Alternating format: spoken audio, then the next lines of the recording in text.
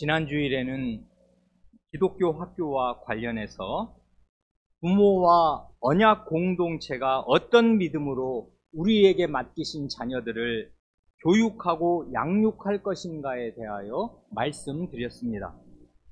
보충해서 말씀드리고 싶은 것은 이것입니다.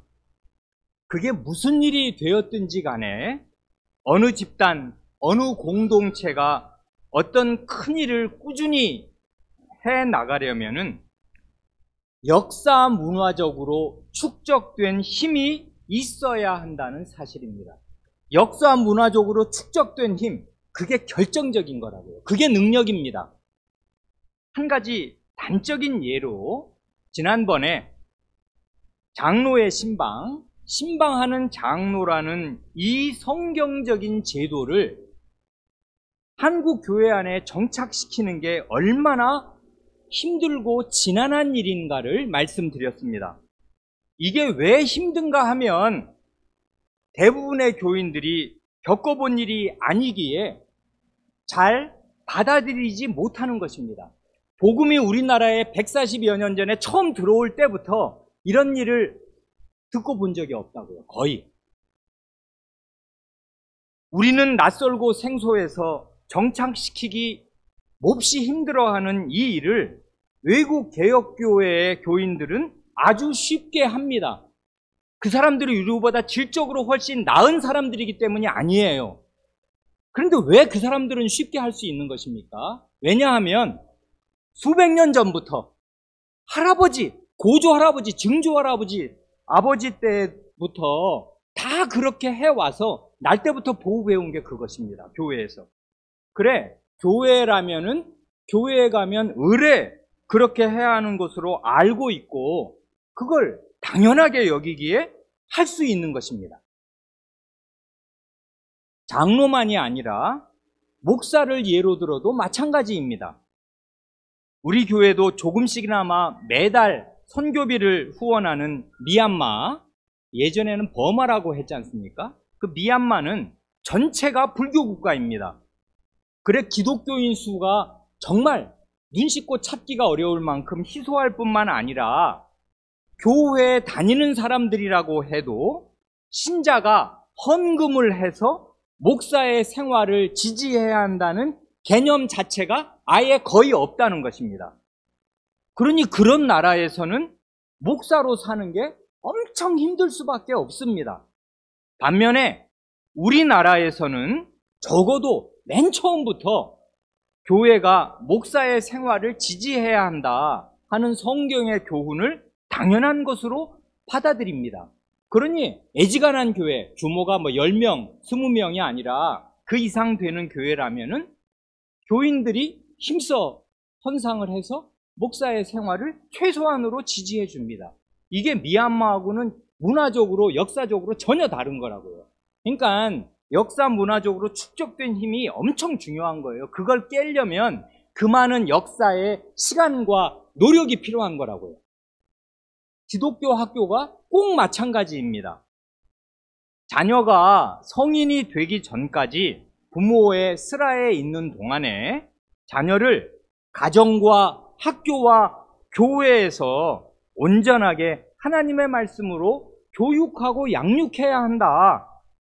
그러기 위해서는 빈 곳이 있으면, 삼각형에 빈 곳이 있으면 다 새 나가지 않습니까? 그러니 이 온전한 삼각형 안에 우리 아이를 두어야 하겠고, 이 가정, 교회, 학교가 온전한 그 울타리가 되어서 하나님 말씀으로 이 아이들을 24시간 잠자는 시간 빼놓고 다 채워주어야 한다면 반드시 제대로 된 기독교 학교를 세워서 하루의 실제 대부분을 차지하는 학교 수업 시간에 하나님 말씀에 입각해서 모든 과목을 가르쳐 주어야 한다.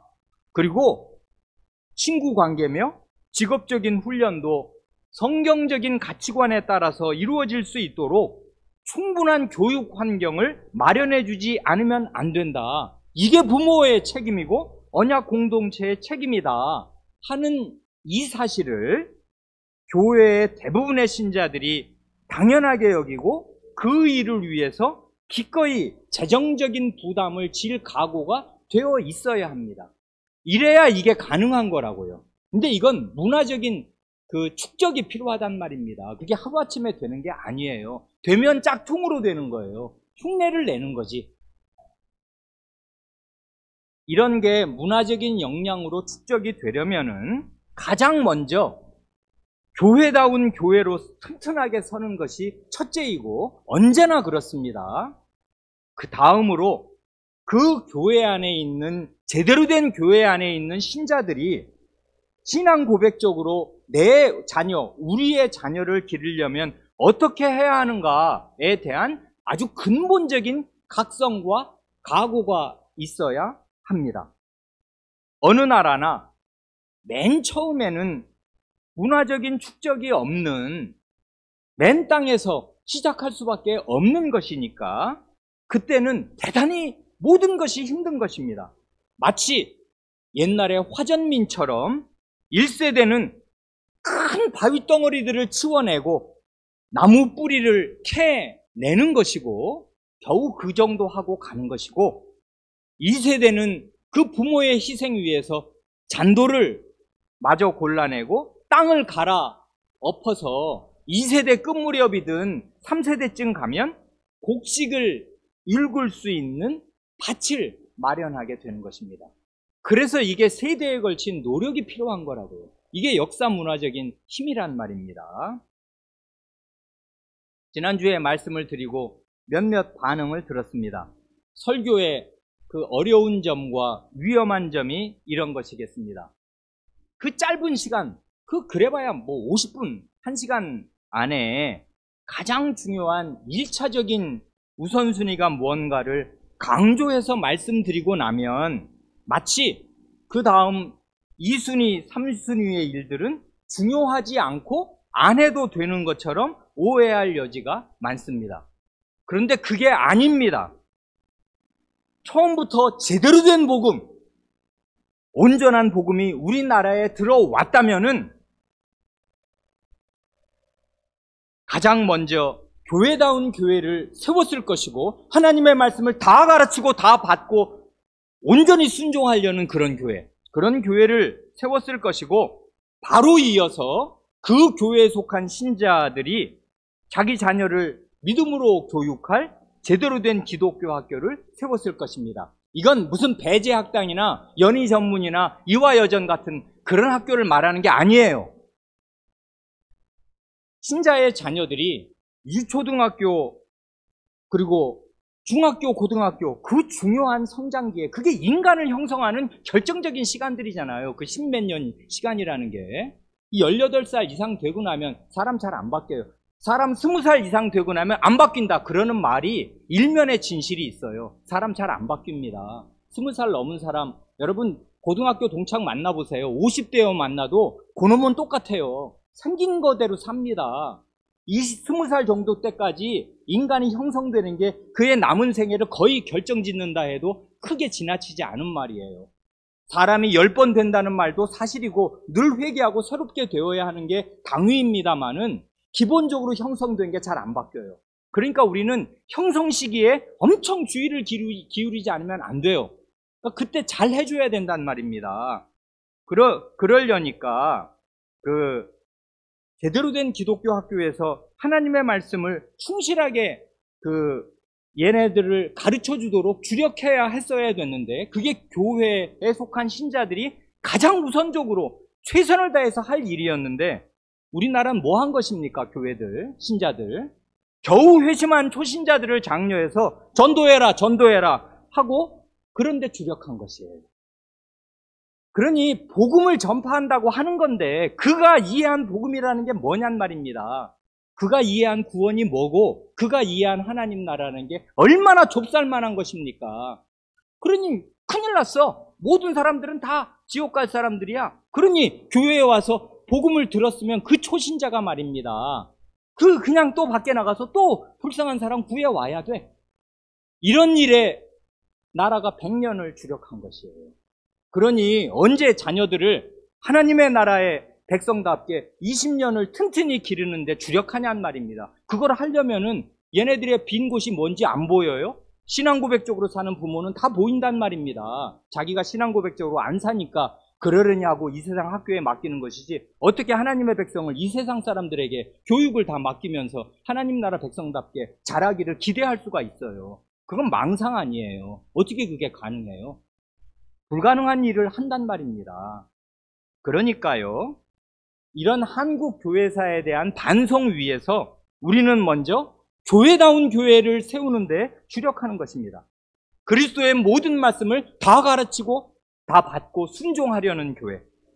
그런데 교회다운 교회에 속한 신자라면은 반드시 기독교 학교를 세우는, 제대로 된 기독교 학교를 세우는 대로 마음이 움직여야 마땅해요. 그래야 우리 자녀들이 하나님 나라 백성답게 자란단 말입니다. 그 시간을 놓치면 그가 할 수 있는 인생의 역량이라는 게 대부분의 사람들에게 고만해요.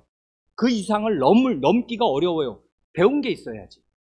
자라서 형성된 게 있어야 뭘 능력을 내놓을 거 아닙니까? 안 된다고요, 그게 잘. 특별한 사람들이 있습니다. 그걸 우리는 이제 가물에 콩나듯 보는 것입니다만은 그건 특별한 사람들이에요. 일반적인 우리 아이들은 다 교육의 영향을 지대하게 받는 것이지 않습니까? 그런 걸 다 아니까 학교 보내는 거 아니에요. 그러니까 당장 우리에게는 내 아이를 보낼 우리의 기독교 학교가 없습니다. 그러니 차선책으로 주변의 대안학교나 기독교 학교라는 이름 붙인 데를 대안으로 차선책으로 모색할 수가 있을 것입니다. 발등에 불은 떨어졌고 집에서 내가 홈스쿨로 내가 가르칠 것인가, 아니면 어린이집이나 어느 학교를 기독교 학교라고 이름 붙은 데를 보낼 것인가, 그걸 결국 우리는 선택할 수밖에 없잖아요. 이 이제 황무지 같은 데서 어떻게 할 거냐는 말입니다. 그럴 때 대안을 모색할 때 조심해서 살펴야 할 것은 이게 과연 교회다운 교회에서 세운 기독교 학교인가를 묻고 살펴야 해요. 그게 제대로 된 교회가 세운 기독교 학교예요? 그럴 리가요. 그런 거 들어보셨어요? 그러니까 그게 이제 우리 선조들의 했던 과오를 조금 더 나은 수준으로 반복하는 거란 말입니다. 대개의 경우에. 교회가 자기 할 일이 무언가에 대한 의식이 박약한 상태로 좋은 교육 사업을 하려는 거예요. 많은 경우가. 그러니까 우리는 그런데 아이를, 그게 딴 학교보다 전혀 일반 세상 가치관이 다 지배하는 학교보다는 조금 나으면 거기를 보내는 게 지혜겠습니다. 그러나 그럴 때 그 가장 핵심에 비어있는 것이 뭔가를 부모는 통찰해야 하고 그걸 채워주도록 애쓰지 않으면 안 돼요. 그냥 그 학교가 가보니까 엄청 좋네, 선생님들도 좋고 뭘 정말 성경도 가르치고 그러네 하고 맡기면 그게 오판하는 거라고요. 그렇게 해서는 튼튼한 자녀가 나올 수가 없어요. 그러니 일반 학교 보내는 학부모님들 배나 더 긴장하지 않으면 안 돼요. 그들이 배우는 교과서 읽어보셔요? 당연히 읽어봐야죠. 부모는 얘가 뭘 먹는가를 안 챙기는 부모가 어디 있어요? 패스트푸드만 늘 먹으면 그러면 안 된다 하고 식단을 부모가 책임지고 챙겨주어야 하듯이 밥 먹는 식단을 그렇게 챙겨주는 부모가 얘 더 중요한 머리에 뭐가 들어오는가를 부모가 안 챙기고 있으면 그게 부모이겠습니까? 방치하는 거라고요, 아이를. 얘가 뭘 배우고 어떤 환경에 있는가를 부모는 늘 살펴야 해요. 그러면 울고 기도하지 않을 수 없게 될 것입니다. 만큼만 보충해서 말씀드립니다. 지난주에 그리고 방금 전까지 기독교 학교와 관련해서 주로 성장기에 있는 자녀들을 어떻게 기를 것인가에 대해서 간단히 말씀드렸다면은, 오늘은 어느덧 자녀들이 훌쩍 커서 벌써 성인이 되었는데 부모의 간곡한 바람과 달리 믿음대로 다 큰 자녀들이 살지 않으면 어떻게 해야 하는가에 대해서 말씀드리고 싶습니다. 오늘 본문으로 읽은 창세기 34장, 35장 그 일부의 말씀은 과거에 복음이란 무엇인가 하는 큰 주제에 바로 이어서 죄와 회개라는 그 다음에 큰 주제로 창세기 출애굽기를 성도 여러분과 함께 읽어 가면서 말씀드린 일이 있습니다. 그게 2018년 3, 4월의 일이니까 벌써 5년 전이 되었습니다. 오늘은 여러 가지로 심각한 문제가 많이 있었던 야곱의 가정을 잠깐 들여다보면서 야곱의 자녀 교육에서 생각할 점을 간단히만 말씀드리려고 합니다. 과거에 2주에 걸쳐서 말씀드린 내용이 있으니까 자세한 설명은 다 생략하고 요점만 간추려서 말씀드리고 싶습니다. 이 창세기 34장, 35장 이때의 야곱은 4사람의 아내와 아들 11명과 딸 하나를 둔 대가족의 가장이었습니다. 마지막 그 12번째 아들 베냐민은 35장 이제 뒷부분에서 태어난단 말입니다. 그래, 그 아이가 나기 전 아들이 11하고 이제 마지막에 딸을 얻어서 이 12명의 자식을 거느렸습니다. 그런데 창세기 34장을 보면 오늘 우리가 본문으로 읽은 대로 이 야곱의 가정에 큰 불행이 닥칩니다. 아시는 대로 야곱의 외동딸 디나가 세겜성의 추장 세겜에게 자기 성 이름을 따서 추장 이름을 지었는 모양이지요. 하몰의 아들인데 이 세겜성의 추장 이름도 세겜입니다. 이자에게 야곱의 딸 디나가 성폭행을 당한 상태로 그 추장의 집에 있게 된 것입니다. 그 집에 강제로 붙잡혀 있었던 건지 아니면 디나가 원해서 그 집에 머물러 있는 건지 알 수가 없는데 어느 쪽이든 둘 다 큰일이 아닐 수 없습니다. 그런데 이런 불행한 일이 이 가정에 일어난 그 근원을 가만히 생각하면 가장인 야곱의 책임이 없다 할 수 없습니다. 왜냐하면 그가 20, 30년, 아마도 30여 년 전쯤에 형 에서의 칼을 피해서 멀리 하란에 있는 삼촌의 집을 향해 도망치던 그 길에 하나님께서 베델에서 그에게 나타나셨고 그가 그때 하나님께 서약했던 내용이 있습니다. 그게 창세기 이제 28장 후반부에 우리가 아는 그 내용으로 나오지 않습니까? 이 사람이 도망치고 돌베개를 베고자 하던 그때 노숙을 하면서 의지가지 없던 그 외롭고 생전 처음으로 부모를 떠나서 말하자면 타국으로 망명 비슷한 길을 떠나는 것인데 길에 가다가 도적제에게 붙잡히면 꼼짝없이 노예가 되는 판국일 것이고 대단히 앞일을 알 수가 없었단 말입니다. 마음이 불안불안하였는데 그때 하나님께서 나타나셔서 그 전에 야곱의 그 아버지와 할아버지 그 아브라함과 이삭에게 주셨던 하나님 나라의 큰 언약을 야곱에게 그대로 물려주시고 또한 그가 가장 지금 현실적으로 원하고 바라는 것, 곧 그의 안전한 귀환을 약속하시고 그동안 내내 그와 함께하여 주실 것을 약속하셨습니다. 하나님은 신실하신 분이셔서 20여 년이 넘도록 그 약속을 신실하게 지키셨습니다. 그때 야곱은 하나님의 그 감당하지 못할, 생각지도 못한 그 언약을 꿈에서 받고 무사히 우리 아버지 집으로 돌아오게 해주시면은 하나님을 나의 하나님으로 모시고 살겠고 하나님께서 나타나신 이 베델을 성소로 삼아서 하나님이 나타나셨으면 그게 성전이고 거룩한 땅이고 성소니까 이 땅 여기를 성소로 삼아서 하나님께서 내게 복으로 주신 소득의 10분의 1을 하나님께 드리겠습니다 하고 서약하였습니다. 그런데 사람이 흔히 하는 말로 화장실 들어갈 때하고 나올 때가 같아요? 마음이 달라지는 것이에요. 이상하게도 이 하나님의 약속대로 일이 되어서 20여 년이 지난 뒤에 보니 거부가 되었습니다. 아내 넷, 자식 11, 그 다음에 일일이 세기도 어려울 만큼, 그러니까 그 전에, 요 전에 에서를 만난 그 일이 나오잖아요. 형 에서와 극적으로 상봉을 하면서 화해를 하게 될 때 에서에게 준 예물의 목록을 한번 보셔요.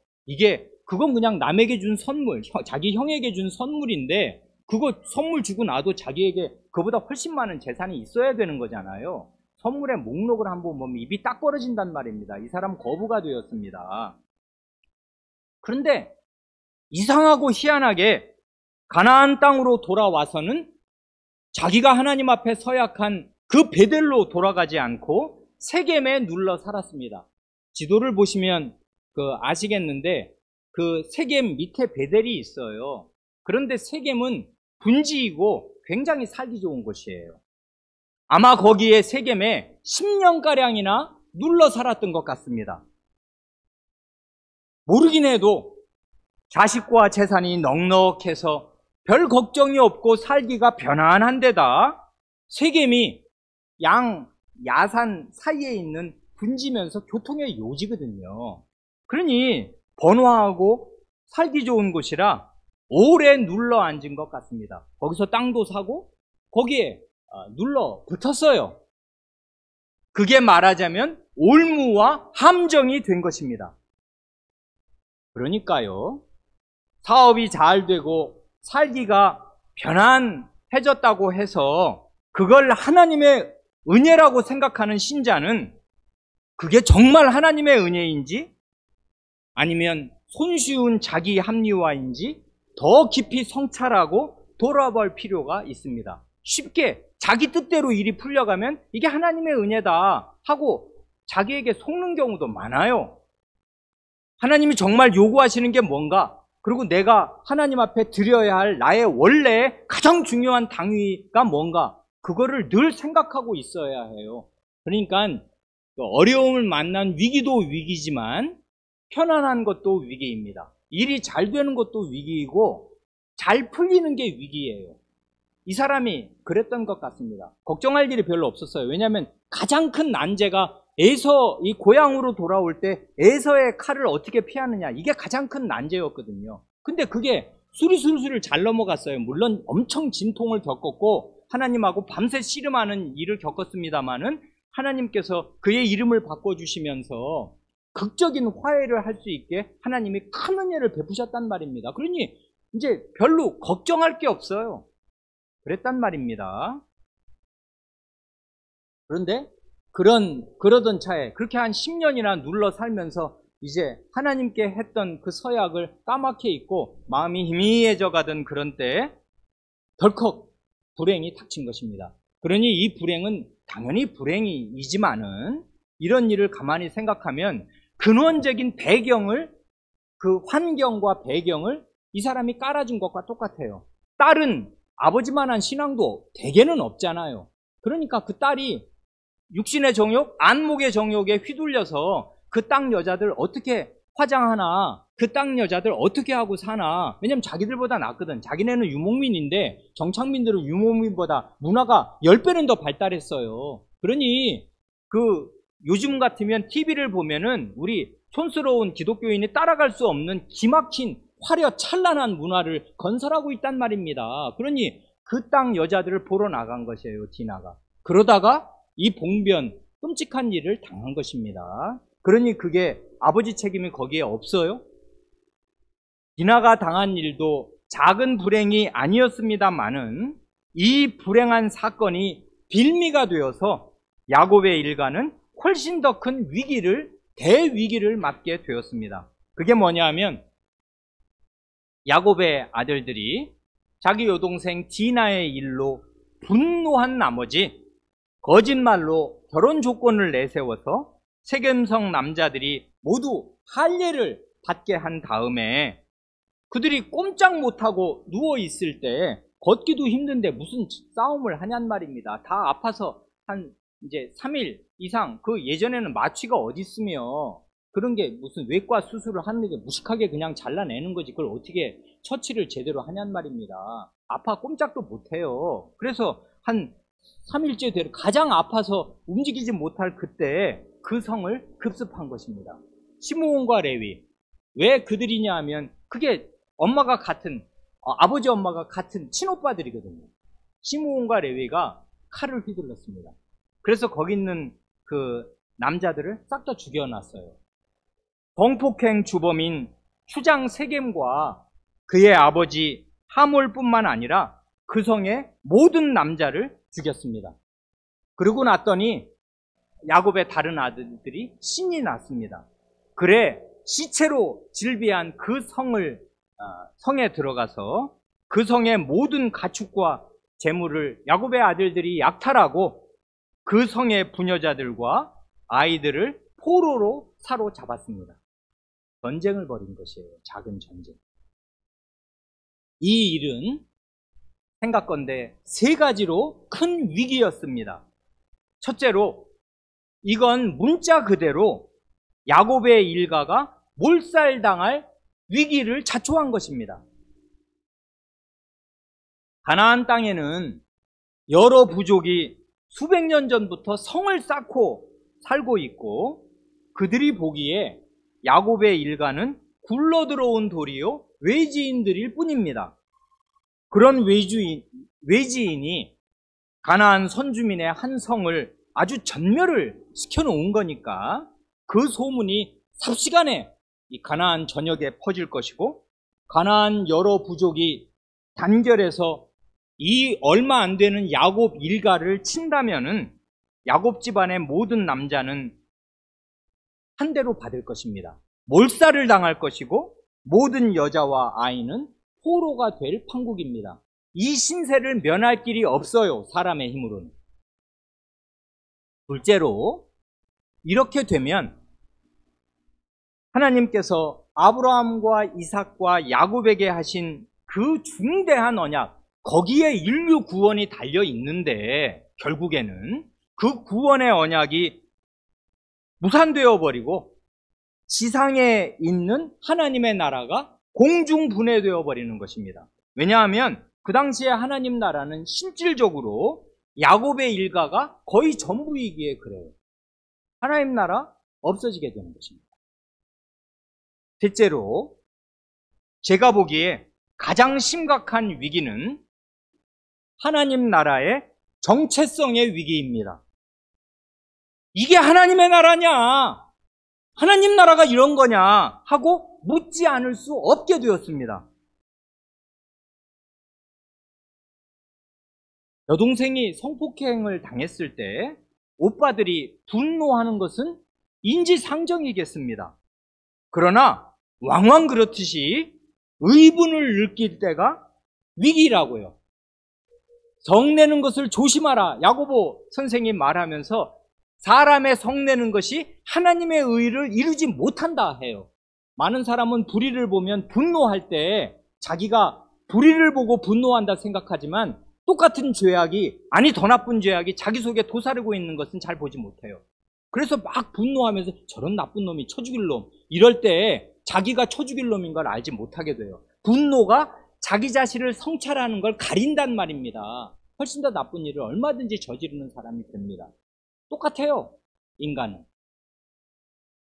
그래, 의분을 느낄 때가 위기인데 야곱의 아들들이 저지른 일은 악을 악으로 갚는 단순 보복을 넘어서 수십 배, 수백 배로 더 큰 죄악을 저지른 것 아닙니까? 그 사건과 아무런 관련도 없는 무고한 양민을 대량으로 한성 남자들을 다 죽여놓고 그들의 재산을 약탈하고 그들의 처자식을 포로로 사로잡는 살인과 만행을 저질렀습니다. 이게 하나님 나라입니까? 이게 하나님 나라 백성이에요? 이 세상 나라만도 못한 거 아니에요? 그 수준과 그 하는 짓들이라는 게? 이런 나라에 누가 들어가고 싶습니까? 딴 나라 사람들이. 저게 하나님의 나라냐? 하나님의 나라가 땅바닥에 곤두박질 쳤다고요.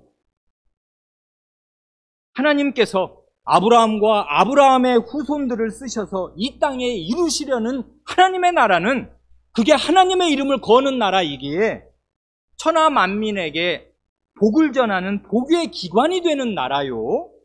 하나님, 가장 거룩하시고 의로우신 하나님의 길을 따라 걸으면서 의와 공의를 행하는 나라입니다.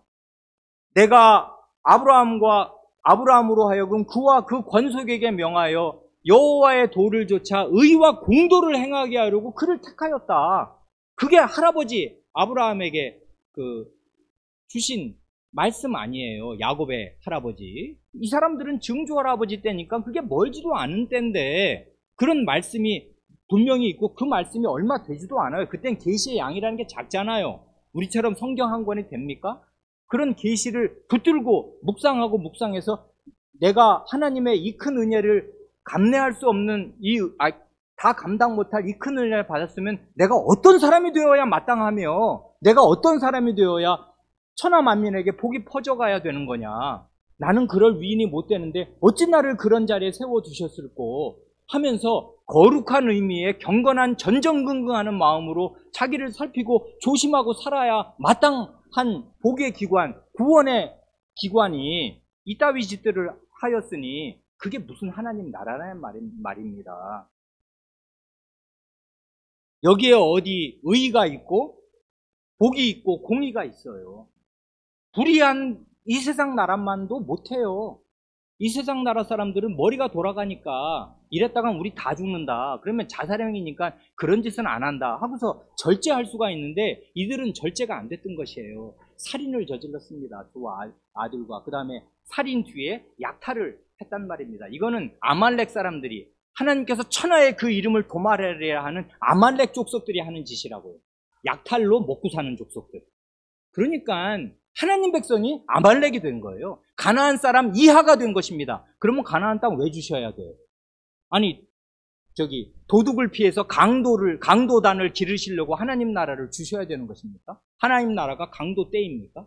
이렇게 됐어요. 그러니까 이게 가장 큰 위기입니다. 게다가 이 집안이 콩가루가 되었습니다. 아버지 야곱이 이 일을 꾸짖었을 때 아버지가 너 어떻게 하려고 이러냐? 우리 다 죽는다. 다 죽게 생겼다 지금. 이렇게 꾸짖을 때 저희들이 잘못했습니다. 아버지. 너무 화가 난 나머지 이성을 잃고서 하지 못할 일을 했습니다. 이제 어쩌면 좋습니까? 한 것이 아니에요. 하나같이 아버지에게 대들었습니다. 그 34장 마지막 절 31절이 그거지 않습니까? 그들이 이르되 그때 그란 추장 세겜이 그놈이 우리 누이를 창녀같이 대우함이 옳습니까? 하고 아버지에게 대든단 말입니다. 이들의 말 본세를 한번 보세요. 여동생을 창녀같이 대우한 게 옳지 않으면은 당연히 옳지 않습니다. 그렇다면은 그렇게 한 당사자에게 가서 책임을 추궁해야지 다른 사람들을 왜 다 죽인단 말입니까? 야곱의 아들들은 자기들의 잘못과 죄악에 대한 반성이 전혀 없고 아버지의 말을 들을 마음이 전혀 없습니다. 이렇게 자식이 다 커서 자기 주장을 하고 아버지에게 대들 정도가 되었으니 정상적인 자녀 교육이 거의 불가능한 상태가 된 것입니다. 다 큰 아들이 비뚤어진 길을 갈 때 아버지가 할 수 있는 게 거의 없습니다. 이 무력감을 방황하는 자식을 본 아버지 어머니들은 마음에 비통하게 다 느끼고 아실 것입니다. 그러니 간단히 말해서 하나님 나라의 최대의 적이 누구며 하나님의 언약을 무너뜨리는 주범이 누구인가 할 때 많은 경우에 언약 백성 자신입니다. 하나님의 나라는 하나님 때문에 무너지는 것이 아니요 언약 백성의 그 너절한 삶 때문에 무너진다고요. 하나님께서 해결책을 제시하십니다. 35장 1절 말씀이 그것 아닙니까?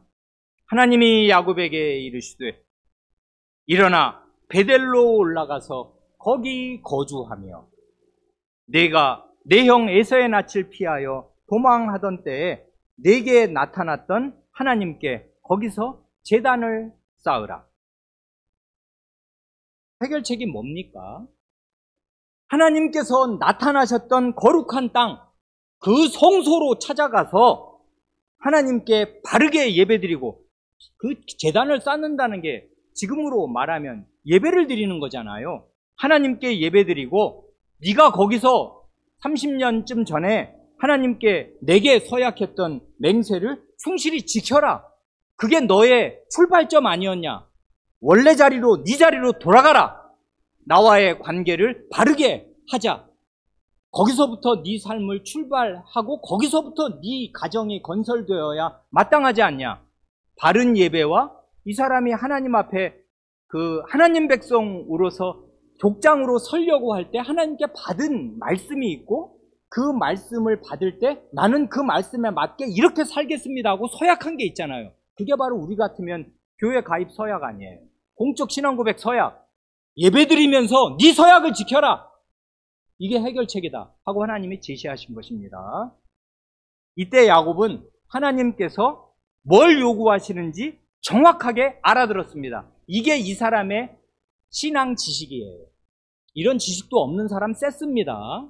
그런데 이 사람 알아들었습니다. 그래, 어떻게 합니까?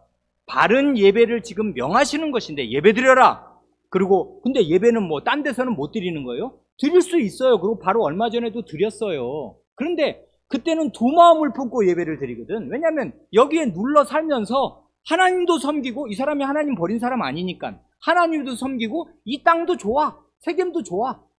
그러니까 늘 두 마음을 품으면서 하나님과 우상을 겸하여 섬기는 그런 예배를 드렸단 말입니다. 그런 쓸데없는 예배 드리지 말아라. 네 마음을 깨끗하게 해라. 하나님이 요구하신 걸 딱 알아듣고서 마음을 오로지 해서 하나님만 섬기라는 뜻이구나. 바른 예배를 명하신다는 것은 우상을 버리고 마음을 오로지 해서 하나님만 섬기라는 말씀이고, 이 세상을 사랑하는 육신의 정욕과 안목의 정욕과 이생의 자랑을 다 버리라는 말씀이구나 하는 걸 이 사람이 딱 알아들었습니다.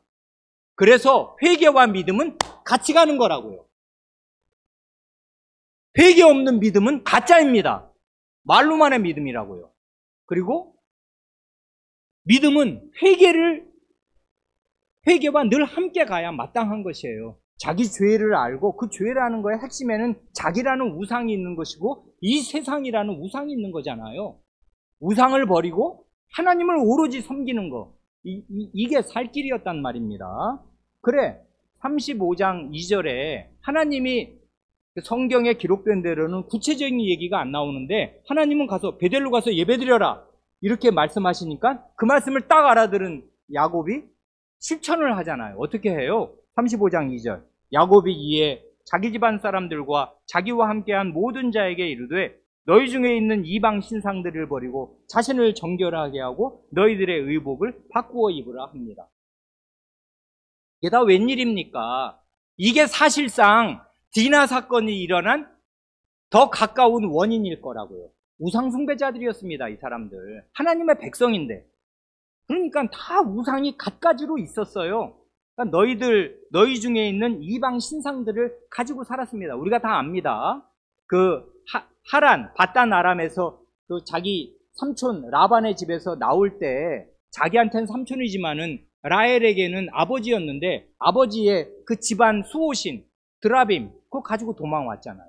엄청 귀한 거거든. 그러니까 그걸 뺏긴 도둑질 당한 라반은 이러면 우리 집안 무너진다 생각해서 그걸 죽기 살기로 찾으러 추격해서 왔지 않습니까? 근데 라헬이 그걸 왜 훔쳤을까요? 우리 아버지의 재산을 흥왕하게 해준 이 우리의 가정의 이 수호신 내가 가지고 가야 우리 남편과 이루는 우리 집도 흥왕할 거 아니냐. 겨우 그 정도 생각한 것이에요, 라헬이. 그러니 그때 꼽을 쳐온 우상 가지고 있었는 모양이지. 왜냐하면 그때 안 들켰거든요. 그래서 숨기고 있었고, 그리고 세겜성은 아예 여기는 우상 숭배의 소굴이지 않습니까? 그 사람들이 섬기는 다신 우상들이 많이 있어요. 거기서 10년을 눌러사면서 영향을 다 받고 산 것입니다. 그래, 마음은 육신의 정욕, 안목의 정욕, 이생의 자랑으로 부풀어 오르고 그 마음에 우상과 하나님을 겸하여 섬기는 그런 마음이 있었을 때 그런 것들 다 청산하고 하나님께 예배드리지 않으면 안 된다. 그 전의 예배는 그러니까 그게 온전한 예배가 될 수 없었어요. 예배 안 드린 게 아닙니다. 그전에도 제단을 쌓았는데 헌예배를 드린 것입니다.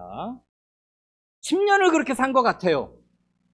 여기 보면 너희들의 의복을 바꾸어 입으라 그렇게 말하지 않습니까? 이거는 실제로 가지고 꼬불치고 있던 우상들 싹 다 내보낼 뿐 아니라 새로운 생활 태도, 새로운 마음가짐, 하나님만 섬기는 마음가짐을 옷으로, 예전에 옷은 엄청 귀한 것이고 옷은 비싸요. 그게 그 전당 잡힐 만큼 비싼 거 아니에요. 그걸 갈아입는다는 건 보통 돈 드는 일 아니고 이게 뭐 결심을 행하는 것입니다. 요즘처럼 이거 입을까 저거 입을까 장롱에서 꺼내 입는 거 그런 거 말하는 거 아니란 말입니다. 큰일이에요 이게. 그러니까 큰 결단을 하고 삶을, 행태를, 생활을 싹 뒤바꾸는 거, 변혁, 그걸 말하는 것입니다. 그래, 이 너희들의 의복을 바꾸어 입으라는 이 말을 신약의 용어, 바울 사도의 용어로 바꾸어 말한다면은 로마서 13장 12절 말씀대로 어둠의 일을 벗고 빛의 갑옷을 입자.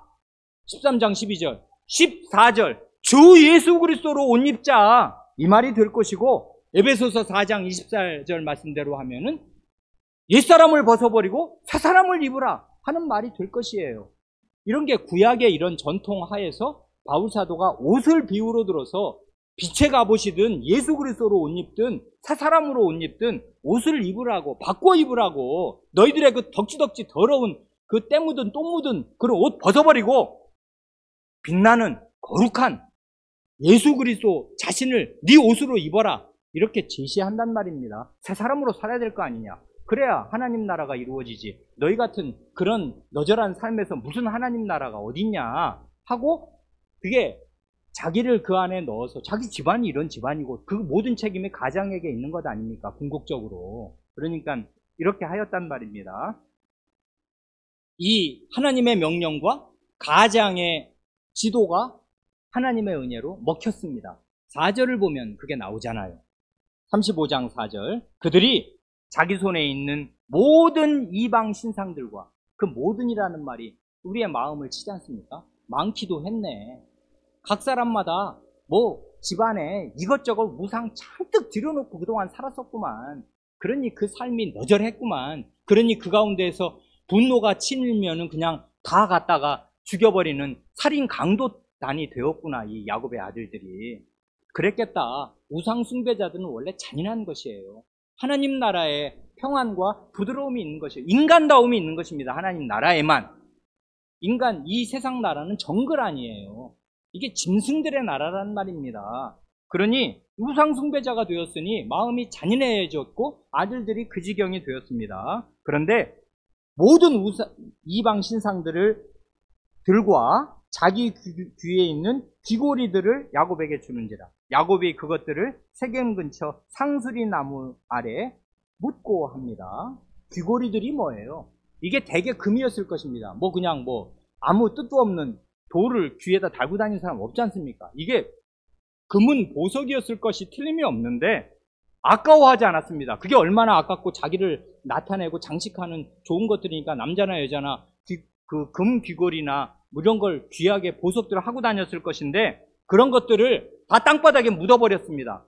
돈으로 따지면 그거 아깝죠. 엄청 아깝고 애지중지하던 자기의 장신구고 보물들 아니에요. 그런데 이런 게 우상을 섬기는 하나의 예들이 되니까 마음이 묻어 있어요. 그러니까 우상을 척결하는 뜻으로 옷을 갈아입고 삶을 바꾸는 뜻으로 모든 우상을 다 내어놓고 귀고리들 다 빼서 야곱에게 주면서 이런 거 아까우니까 우리 녹여서 우리 딴 거 만들어 먹고 살자, 여비로 쓰자 이런 게 아니고 땅바닥에 묻어버렸습니다.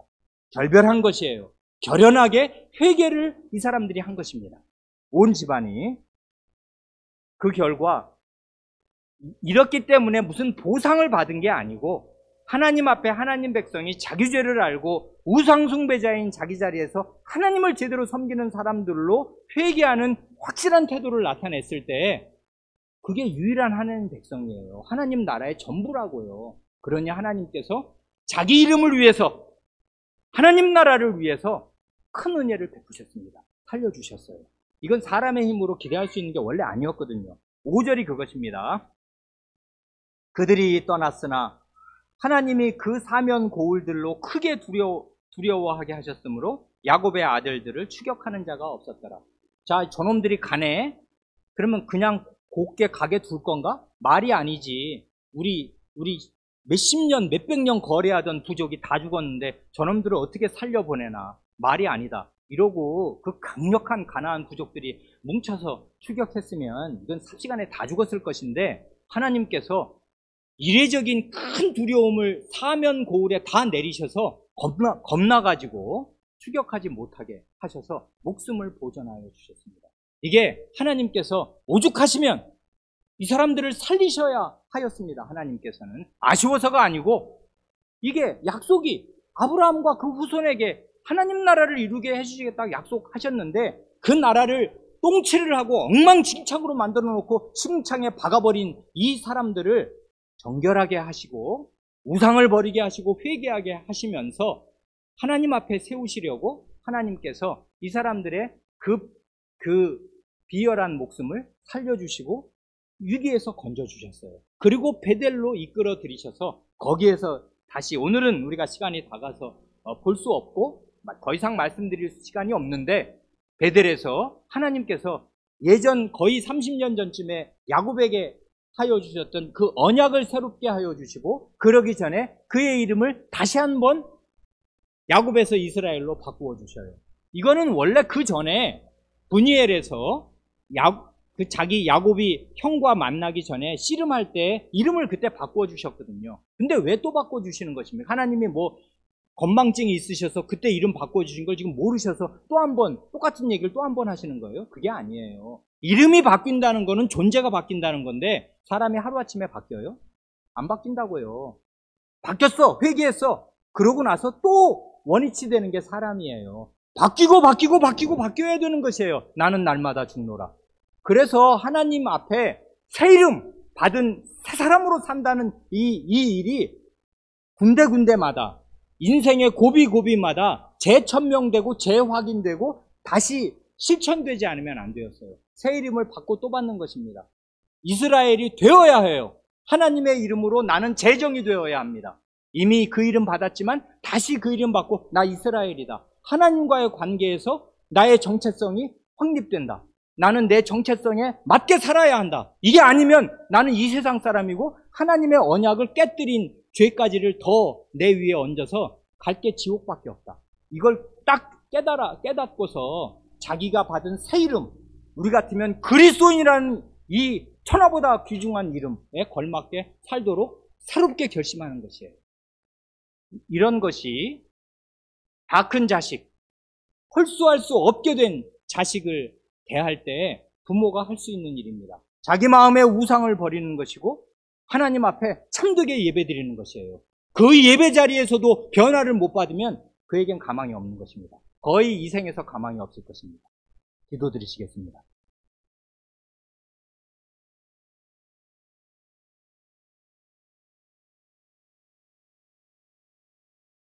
하나님 아버지, 죄인이 죄인을 낳았으므로 자녀를 기르는 하루하루가 고역이며 수고이고 때로는 이것이 다 무슨 소용인가, 헛수고 아닌가 싶을 만큼 그토록 정성을 들이고 수십 년을 쏟아부어서 기른 자식이 이 세상 사람이 되고 이 세상의 자식처럼 되는 것을 보기도 하고 교회적으로 그런 일을 겪을 때 부모인 저희 마음이 무너지오며 저희가 죄인이요 저희의 자식도 죄인인 사실을 주님 앞에 탄식하며 자복하지 않을 수가 없습니다.